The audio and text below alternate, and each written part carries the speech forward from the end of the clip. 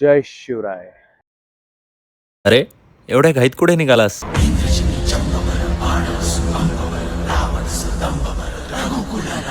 महाराज तुम्हीच बोलला होतात ना की जे हक्काचं आहे ते कष्टाने कमव म्हणून. तेच करतो. अरे वा, मी बोललेलो एवढ्या लवकर कृतीत आणशील म्हणून वाटलं नव्हतं. भले शाब्बास. धन्यवाद महाराज. पण एक अडचण होती, विचारू का? हो नक्कीच, विचार विचार. महाराज कष्ट तर मी करतोय, पण ह्या एकटेपणाचं काय करू? एकटेपण? तुला कसला आला एकटेपण? इतके चांगले आईवडील मिळालेत आणि तुझा मित्रपरिवार देखील चांगलाच आहे की. तसं नाही हो महाराज, त्या बाबतीत तर मी खूप नशीबवान आहे.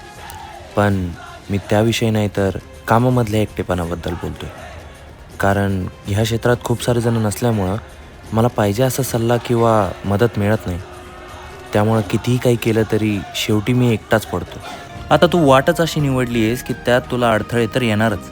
आणि राहिली गोष्ट सल्ल्यांची, तर त्याच्यासाठी तशा लोकांना शोध, त्यांना भेट, त्यांच्याशी बोल, त्यांचे विचार युक्त्या जाणून व समजून घेण्याचा प्रयत्न कर. प्रत्येक वेळी गरजेचं नाही आहे की सगळ्याच गोष्टी आपल्यापर्यंत चालून येतील. तर काही वेळेस आपल्याला आपली वाट स्वतः निर्माण करावी लागते. समजलं? हो महाराज, समजलं.